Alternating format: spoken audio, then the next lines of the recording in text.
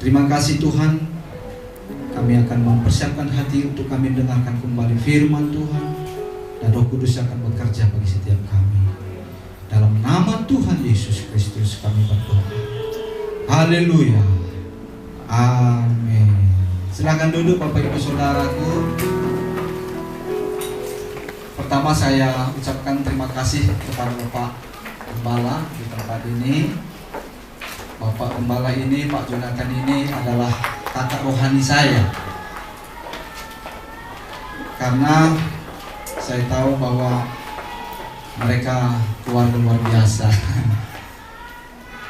Karena dulu saya tahu bahwa gereja ini ada di Jalan Nangka. Jalan apa? Ya, masih kecil dulu. Tapi puji Tuhan, semakin hari semakin diberkati oleh Tuhan. Amin. Haleluya. Dan di sini juga ada kakak rohani saya, Pak David. Ya, ini satu sekolah dulu di Malang. Kami di Lawang, sekolah Alkitab. Ya, puji Tuhan. Yang pasti kami semua melayani Tuhan. Puji Tuhan. Bapak Ibu Saudara, saya memperkenalkan diri saya. Saya Pendeta Bangun dari Kota Medan. Puji Tuhan, Tuhan menyertai kami sehingga kami boleh tiba di Denpasar ini dengan luar biasa, sehingga saya juga bisa melayani di gereja ini, dan saya mau ingin menjadi berkat bagi kita sekalian. Amin. Bapak Ibu Saudara, di sini ada istri saya, baru Siagian. Kami jumpa di Denpasar ini di Jalan Gatot Subroto nomor 117C. Masih benar itu ya? Kadang-kadang lupa, saking udah lamanya nggak ke situ Bapak Ibu Saudara. Nah, puji Tuhan, akhirnya kami menikah. Kami menikah bukan kami pada waktu kami pacaran, kami tidak mengalami pacaran, tapi ada pernyataan Tuhan sehingga kami dipertemukan, sehingga saya sejahtera, dia sejahtera, akhirnya kami menikah. Di Medan kami mengadakan resepsi pernikahan. Puji Tuhan, Tuhan mengaruniai 2 anak kepada kami. Di sini depan ini anak yang pertama namanya Boaz Nathanael, di mana dia kuliah ambil sarjana musik ya di Nomensen, dan dia sudah menyusun skripsi.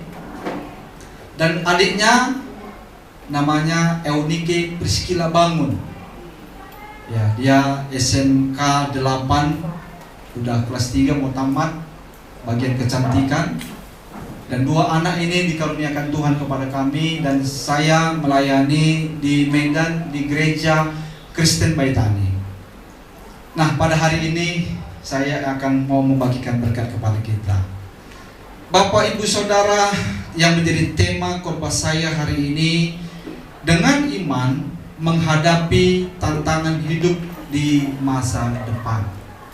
Sekali lagi, dengan iman menghadapi tantangan hidup di masa depan. Bapak Ibu Saudara, memang inilah yang sedang terjadi, yang akan kita alami dalam setiap kehidupan kita. Kita sebagai umat Allah, maka kita harus memiliki iman. Dan kalau kita hidup, tentunya bukan hanya kesenangan, bukan hanya kebahagiaan, bukan hanya sukacita yang akan kita alami dalam hidup kita, tetapi kesukaran, pergumulan, kesulitan, kesusahan, ini pasti akan dialami oleh siapapun. Bukan hanya umat Allah saja, tetapi saya percaya kesulitan, kesusahan di masa depan, maka hamba-hamba Tuhan pun juga akan mengalami perkara ini. Dan yang berikut, bukan hanya saja hamba Tuhan, tetapi bangsa kita ini juga akan mengalami kesulitan di masa depan. Apalagi sekarang ini Bapak Ibu Saudara, banyak hal yang akan kita lihat dan akan kita rasakan. Ke depan harinya ini tentunya tidak seperti 3 tahun yang lalu. Ya Bapak Ibu Saudara, apalagi dengan COVID-19 sekarang ini sudah mulai. Apalagi dalam beberapa bulan yang lalu, Jawa, Bali itu mengalami masa-masa yang begitu kritis sekali. Dan tentunya dunia ini nggak bisa lagi kita harapkan seperti 4-5 tahun yang lalu, Bapak Ibu Saudara. Nggak tahu untuk tahun berikutnya, nggak tahu lagi 3 tahun berikutnya. Tentunya bukan hanya kesenangan, tetapi kesulitan dan kesusahan ini yang akan terjadi dalam setiap kehidupan kita. Maka di situ perlulah yang namanya iman. Apa itu iman? Di dalam Ibrani pasal 11 ayat pertama dikatakan, dasar segala sesuatu yang kita harapkan dan bukti segala sesuatu yang tidak kita lihat. Ini adalah iman. Kita semuanya tentunya mengerti tentang iman. Maka juga apa yang dikatakan dalam Ibrani, mari kita lihat ayat firman Tuhan di dalam Ibrani pasal yang ke-10 ayat yang ke-38.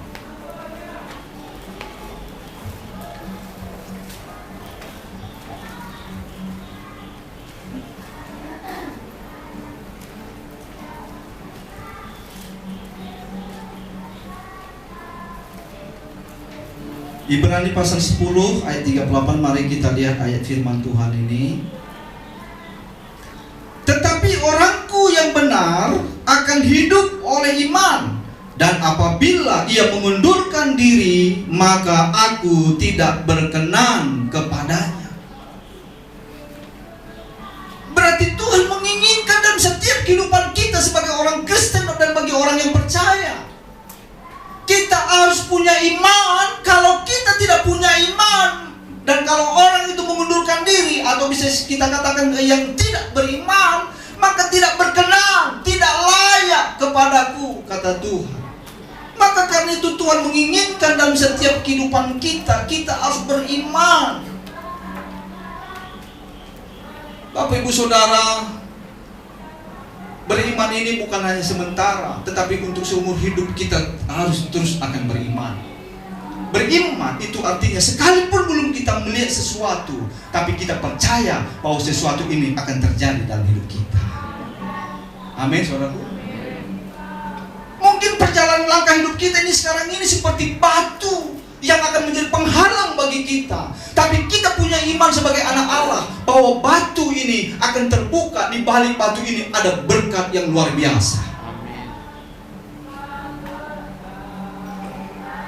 Bapak Ibu Saudara, kami ke Denpasar ini menghadiri anak daripada kakak rohani. Bapak Jonathan kenal itu, Ibu Lois juga kenal itu. Bapak Edi Praitno, dia mau menikahkan anak di Denpasar ini. Ya, kami diundang. Dengan tiba-tiba Bapak Ibu, kami ingin menghadiri pernikahan ini. Tetapi Bapak Ibu tahu, dengan waktu yang singkat, maka akhirnya saya dengan istri memutuskan, ayo kita berangkat. Ditambah dengan 2 anak kami ini, supaya dia sedikit tahu beberapa provinsi di seluruh Indonesia. Maka kami sekaligus touring. Kami sudah keliling Bapak Ibu Saudara, ya. Nah, dan akhirnya pada waktu kami putuskan, Bapak Ibu, kami nggak punya uang banyak. Kalau tidak salah modal awal itu hanya 2 juta. Pertanyaan kita, mungkinkah 2 juta sampai di Denpasar sampai pulangnya? Nggak akan mungkin. Iya kan? Kalau saya tanya-tanya orang yang sudah pernah touring ke Bali, dari Medan ke Bali ini, itu belum keliling mereka itu habis 4 juta. Kami adalah dana awal 2 juta, tapi kami punya iman. Amin, saudaraku. Kita punya iman. Dan saya bilang sama kedua anak saya ini, bagaimana? Kita nggak punya uang, kita punya iman. Apa yang terjadi Bapak Ibu Saudara, pada waktu kami putuskan dalam doa bahwa kita akan berangkat, apa yang terjadi? Di situ terbuka mujizat. Akhirnya saudaraku, kita mau berangkat, tambah lagi. Ada orang memberkati. Kita nggak pernah meminta. Kita hanya minta kepada Tuhan Yesus, bukan kepada manusia. Bukankah sering sekali kita kecewa kalau kita datang sama manusia? Bukankah Sering sekali juga kita kecewa kalau kita datang kepada manusia. Tapi kalau kita datang kepada Tuhan, mengandalkan Tuhan, beriman kepada Tuhan Yesus, maka Tuhan Yesus tidak pernah akan mengecewakan kita. Nah, akhirnya keluar dari kota Medan, kami sudah pegang uang sekitar hampir 5 juta. Kalau kami hitung, pulang pergi itu menghabiskan sekitar 12 juta. Itu sudah hotelnya Merah Putih, Pak. Sudah hotel Merah Putih. Tahu Merah Putih? Tidur di galon, Bapak Ibu Saudara. Tetapi saudaraku, pada waktu dalam perjalanan pun, di situ aliran-aliran berkat Tuhan itu juga akan tercurah. Orang tahu kami berangkat, saudaraku, di tengah jalan. Mereka mengatakan, mana nomor rekeningmu? Bayangkan Bapak Ibu Saudara, perjalanan anak-anak Tuhan itu pasti selalu disertai dengan berkat-berkat Tuhan. Amin. Di tengah perjalanan pun orang minta nomor rekening. Kita percaya bahwa Allah, Tuhan Yesus yang kita puja, Tuhan Yesus yang kita sembah, Tuhan Yesus yang kita layani, Dia tidak akan pernah membiarkan kita. Asal kita memiliki pengharapan kepada Kristus, asal kita beriman kepada Yesus Kristus, maka Tuhan tidak akan pernah membiarkan kita. Amin.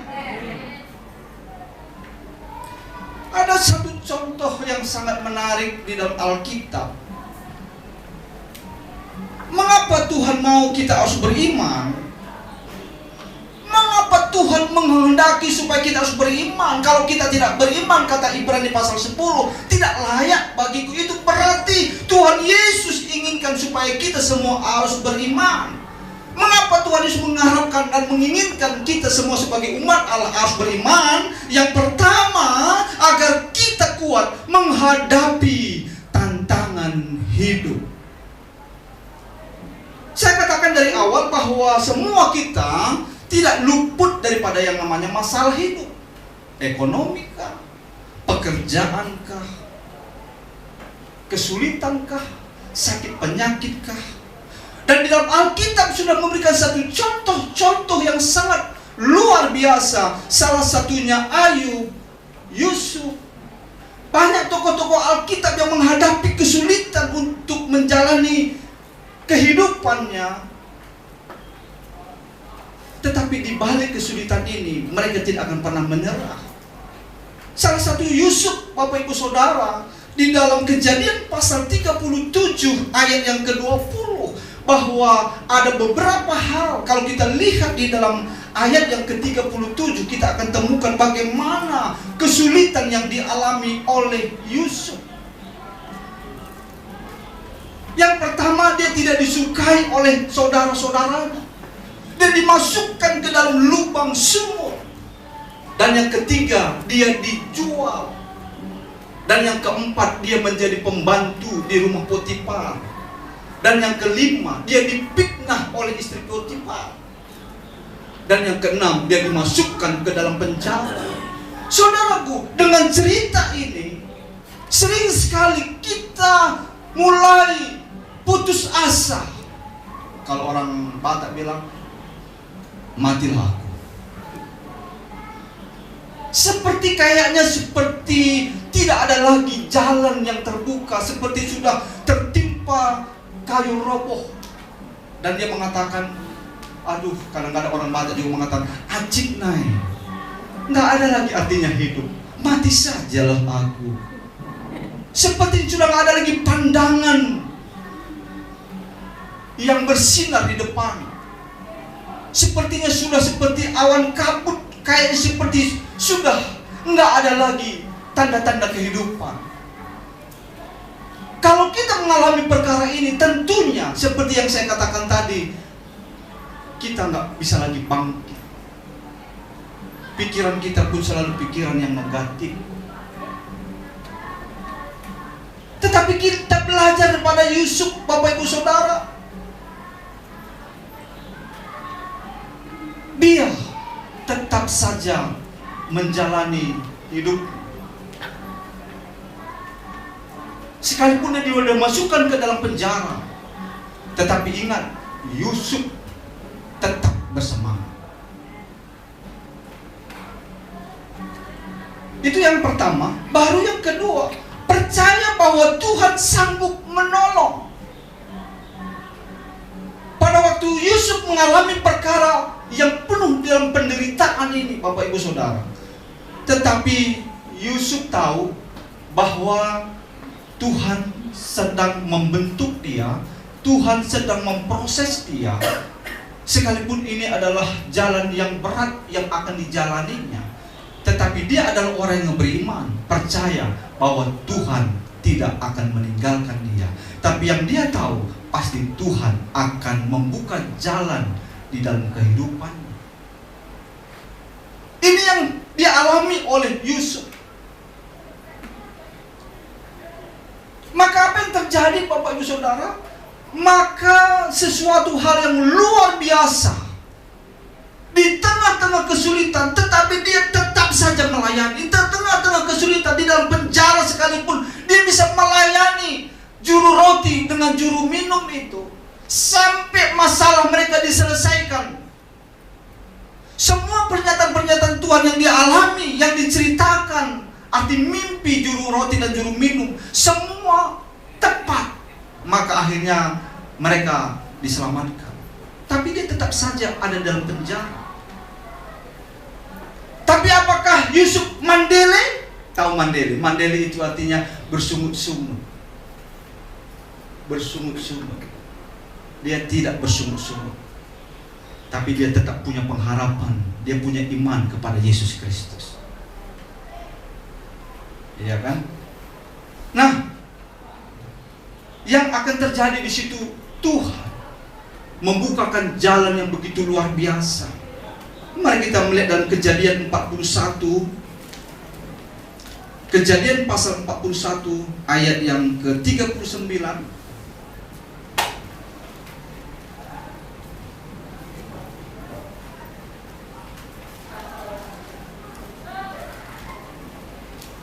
Kejadian 41 ayat 39. Mari kita lihat ayat firman Tuhan dan kita akan baca bersama-sama.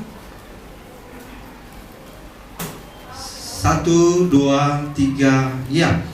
Kata Firaun kepada Yusuf, oleh karena Allah telah memberitahukan semuanya ini kepadamu, tidaklah ada orang yang demikian berakal budi dan bijaksana seperti engkau.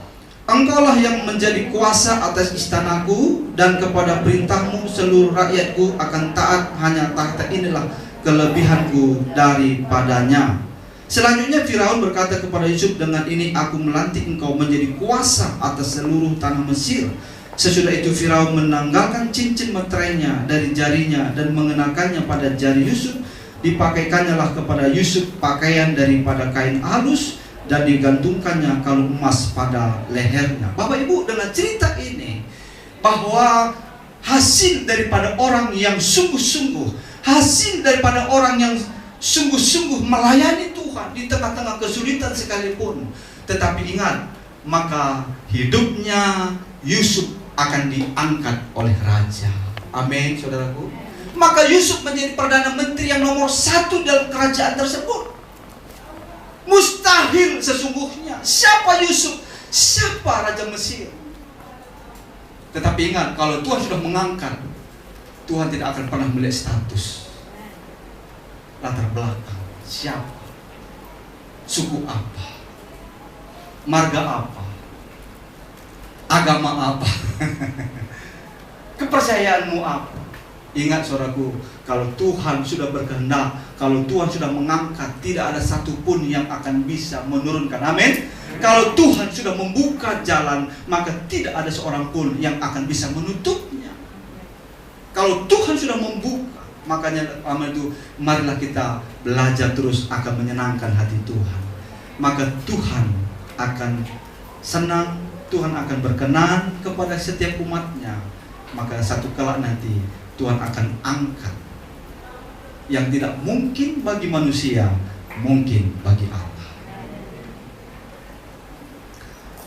Ekspresi daripada orang yang beriman.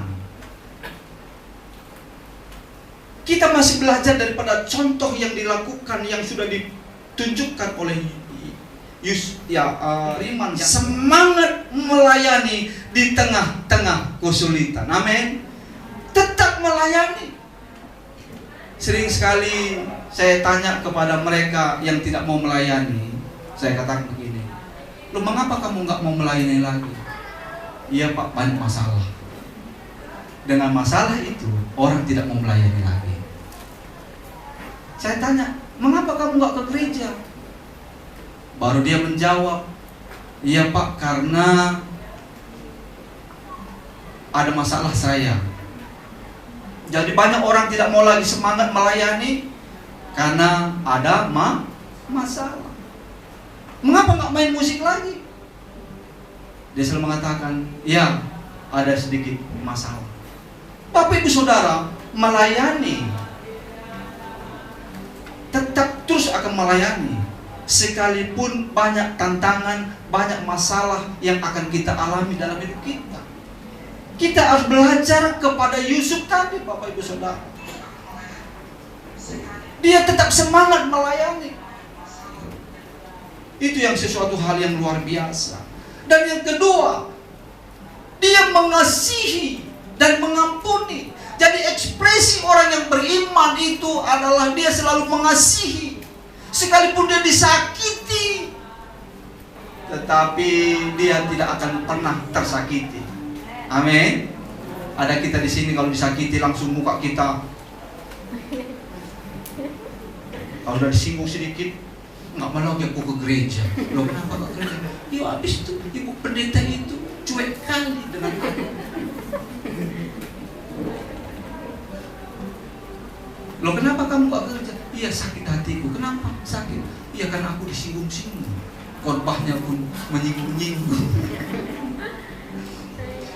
Ini di Medan Bapak Ibu, tapi di Bali ini tidak ada seperti begitu. Jemaat di gereja GB Bukit Sion ini in the best. Amin. Iya, luar biasa. Apalagi semangat melayani ini, karena saya selalu mengikuti video hamba Tuhan Bapak Pendeta ini. Luar biasa. Bapak Pendeta suka menyanyi Bapak Ibu. Dia di-share-nya di grup kami di XLBTC, Tamatan Sekolah Alkitab di Yayasan Jalan Suci. Wah, itu setiap hari dimasukkan. Memang luar biasa, saya lihat semangat semua. Apalagi di depan ini semua mereka duduk menyanyi luar biasa, seperti kayaknya nggak ada masalah di tengah-tengah. Seperti sama dia setengah Denpasar ini. Padahal saya tahu orang-orang yang melayani di depan ini nggak lepas daripada masalah. Tapi masalah itu tidak menjadi utama. Masalah itu tidak menjadi penghalang untuk kita melayani Tuhan. Amin. Maka saya pastikan jemaat ini sekalipun ada masalah, banyak tantangan di kemudian hari, tetapi tidak akan pernah berputus asa. Tapi sekali melayani untuk selama-lamanya melayani. Amin. Kalau kita harus serius, ada pun masalah, kita tetap ke gereja kalau kita sebagai umat Allah.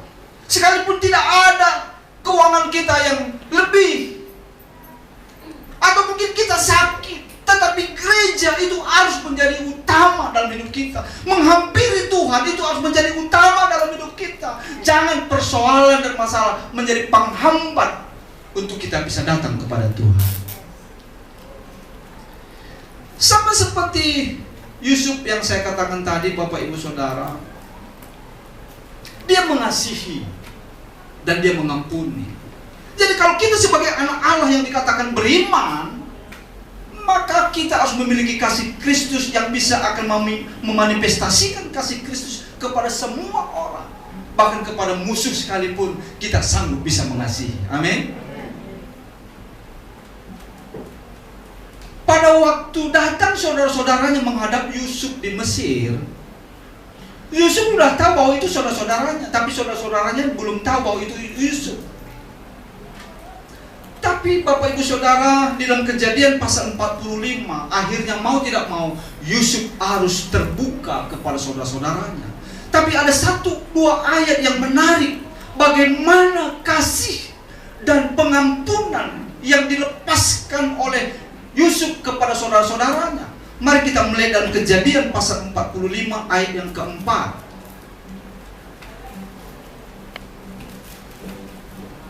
Ayat yang keempat mari kita baca, dan ayat yang kelima.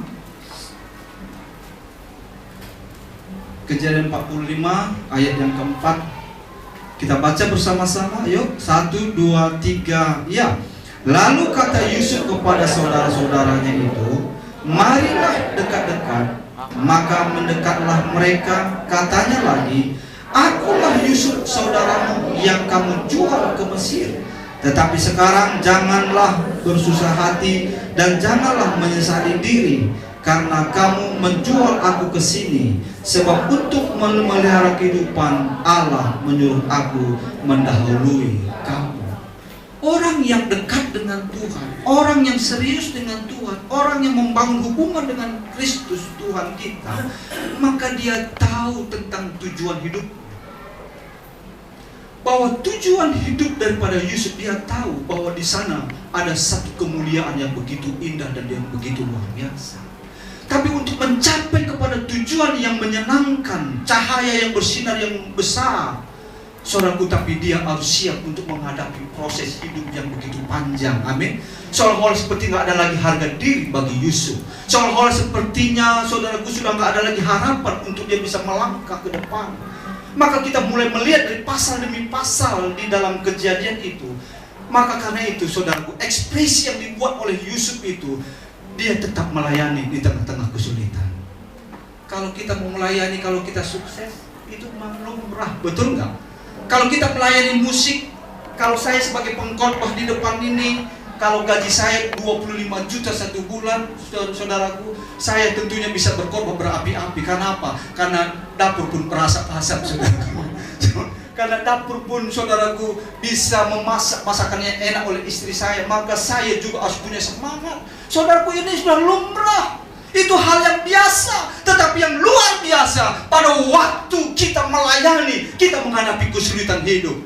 Amin. Pada waktu ada masalah, tapi kita tidak mundur sedikit pun. Tapi dengan masalah itu kita percaya, satu kali nanti Tuhan akan mengangkat aku. Tuhan akan menolong aku. Keuanganku akan menjadi naik. Jualanku, omsetnya akan menjadi naik. Bagikan grafik yang begitu naik, terjun ke atas, saudara, bukan terjun ke bawah. Naik terus. Kita punya iman. Amin, saudaraku. Dan yang terakhir, Bapak Ibu Saudara, apa ekspresi daripada Yusuf ini adalah dia selalu menjaga kekudusannya. Dia selalu menjaga kudus. Dia akan selalu hidup. Bukankah Alkitab mengajarkan, kuduslah kamu sebab aku kudus. Itu sebabnya saudaraku, orang yang beriman, maka dia selalu akan menjaga kekudusannya. Amin. Kalau di Medan, saya cerita Medan ini, karena di Denpasar ini nggak ada. Di Medan, Bapak Ibu, dia sudah punya istri, tapi dia masih sanggup melirik istri orang lain. Yang lebih anehnya lagi, manusia ini udah punya istri di rumah, dibawanya perempuan lain juga ke rumahnya. Kan aneh. Ini di Medan, di Denpasar nggak ada.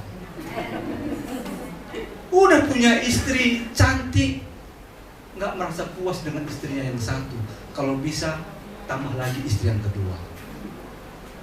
Kalau gitu keluar aja menjadi orang Kristen. Karena orang Kristen, ya orang yang sudah datang kepada Tuhan, dia mengatakan begini. Ada kawan saya namanya Muhammad Muhammad Bambang. Dia dari Seberang.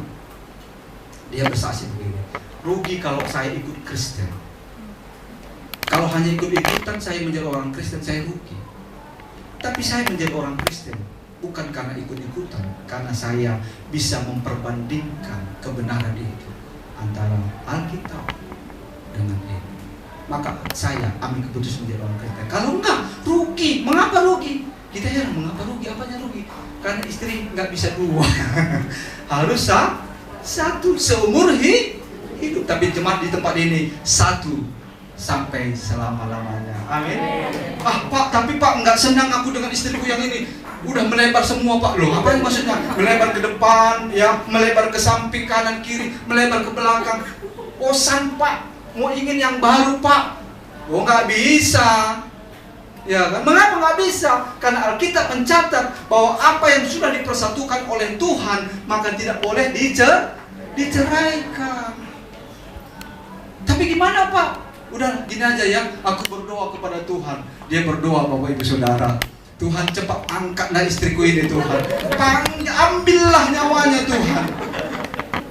Saudaraku, doa ada 3 hal. Yang pertama langsung dijawab, yang kedua tunggu, dan yang ketiga nggak dijawab. Saya percaya doa untuk istrinya supaya mati nggak dijawab Tuhan. Pasti saya pastikan nggak dijawab Tuhan. Makanya doa itu ada 3 hal, jawabannya itu 3 hal. Langsung dijawab. Yang kedua, tunggu kata Tuhan. Baru yang ketiga, enggak dijawab sama sekali. Maka saudara, doa-doa saudara yang belum dijawab, berarti ini ada hal yang salah.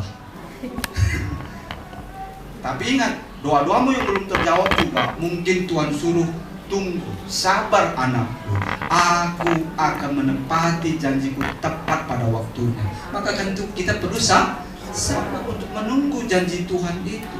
Jangan langsung mandiri, jangan langsung putus asa, jangan langsung kecewa. Udahlah, pada waktu aku mengikut Tuhan kok hidupku tambah susah. Tapi pada waktu aku tidak ikut Tuhan, sebelum aku menjadi orang Kristen, aku senang saja. Tapi setelah orang Kristen menjadi percaya kepada Kristus, malah masalah demi masalah. Tapi ingat, masalah itu akan membentuk kita supaya kita semakin dimurnikan pengikutan kita dengan Tuhan. Amin. Motivasi kita semakin lebih murni di hadapan Tuhan. Itulah yang dilakukan oleh Yusuf, Bapak Ibu Saudara. Dia tetap menjaga kekudusannya. Apa dikatakan Yusuf kepada istri Potifar? Semua seisi rumah ini dipercayakan oleh Tuanku, bahwa aku akan mengatur semuanya, aku akan membereskan semuanya.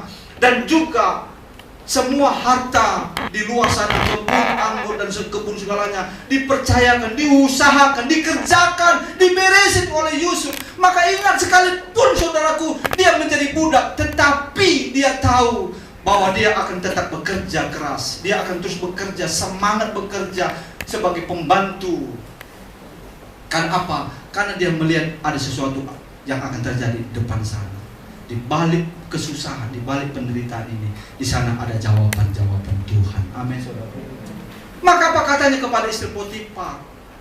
Hanya engkau saja yang tidak dipercayakan kepadaku. Hanya engkau yang tidak dipercayakan kepadaku. Maka karena itu aku nggak sanggup untuk menjamah engkau. Tidak ada di sini istri Potifar ya. Istri Potifar itu birahi, ingin sekali untuk mendapatkan Yusuf. Tapi ingat, pribadi Yusuf tidak mau digiurkan dengan tawaran-tawaran apa. Pegangnya Yusuf ditolak oleh Yusuf. Wah, semakin beringas mungkin situ istri Potifar. Wah, semakin takut Yusuf. Baru dia lompat, baru dia difitnah, Bapak Ibu Saudara. Kita yang muda-muda, kalau ada laki-laki yang memegang tangan kita, oh apa bang? Oh apa tadi? Udah dipegang tambah senang. Udah dipegang tambah senang. Sebenarnya kita sebagai anak Tuhan, pada waktu ada laki-laki yang kita tidak kenal, dia pegang kita, harus kita katakan, setan, setan kau. Oh tapi kaya dia. Oh apa bang? Apa mas? Semakin dekat. Apa mas? Saudaraku, kita belajar kepada Yusuf. Amin. Baik kita laki-laki maupun kita perempuan, marilah kita tetap menjaga kekudusan kita. Supaya apa? Supaya berkat Tuhan akan terbuka kepada kita. Supaya usaha kita diberkati oleh Tuhan. Amin. Dagangan kita diberkati oleh Tuhan. Apapun yang dikerjakan oleh tangan kita, semuanya diberkati oleh Tuhan. Mau menerima berkat Tuhan? Marilah kita semakin beriman kepada Kristus. Jangan masalah yang menjadi penghalang semuanya, tapi jadikan masalah ini menjadi proses hidupmu, maka engkau semakin murni di hadapan Tuhan. Mari kita berdoa. Tuhan, biarlah firman-Mu yang kami dengarkan hari ini menjadi satu pembelajaran yang berharga bagi kami, bagi hamba-Mu, bagi kami semuanya jemaat yang ada di GBI Sion. dengan kesulitan hidup untuk kami hadapi, tapi kami tetap bersama dengan Tuhan Yesus. Kami akan tetap memegang tangan Tuhan Yesus. Kami tetap masuk di dalam hadirat Tuhan. Kami tetap untuk menyenangkan hati Tuhan, sekalipun kesulitan itu akan datang, atau mungkin kesulitan itu akan terjadi di kemudian hari kelak nanti. Tapi kami tidak akan dapat tergoncangkan dengan apapun. Kami tidak dapat digoncangkan dengan perkara-perkara dunia ini. Kami tidak dapat tergoncangkan dengan segala situasi dan keadaan yang ada di sekitar kami. Tapi kami tetap memiliki iman yang teguh. Dengan iman itulah kami akan kuat menghadapinya. Dan kami yakin, oleh karena iman itulah, maka kami percaya bahwa Tuhan sanggup menolong pada waktu kami ada di lembah kekelaman sekalipun, pada waktu kami sedang menghadapi kesulitan, pada waktu kami sedang ada dalam sakit penyakit. Tapi kami percaya tangan Tuhan tetap akan menolong kami. Biarlah firman-Mu ini menjadi inspirasi bagi kami semuanya. Firman ini harus kami lakukan dalam hidup kami. Kami harus menjaga kekudusan hati kami. Banyak tawaran, banyak godaan. Tapi dengan tawaran dan godaan ini tidak semakin mendekatkan kami dengan Tuhan. Tapi tawaran-tawaran dunia ini akan menggoncangkan kami, sehingga kami akan beralih iman kami. Bukan lagi kepada Kristus, tapi iman kami kembali kepada pekerjaan kami. Sering sekali mengecewakan kami. Tapi kami belajar, kalau kami beriman kepada Yesus, maka kami tidak akan pernah kecewa. Tuhan berkati kami. Apapun masalah di tengah-tengah jemaat ini, apapun masalah di tengah-tengah hidup kami secara pribadi pada hari ini, biarlah firman-Mu itulah yang akan menjadi keteguhan bagi kami. Biarlah firman ini menjadi kekuatan bagi kami. Tolong kami Tuhan, mungkin anak kami, mungkin istri, suami, atau mungkin pekerjaan, atau mungkin tetangga, atau mungkin sahabat yang dekat yang selalu mengecewakan kami. Tuhan, satu hal yang kami punya, belas kasihan. Satu hal yang kami punya, mengasihi, mengampuni mereka. Terima kasih Tuhan. Dalam nama Yesus Kristus, Tuhan terus akan beracara atas kami.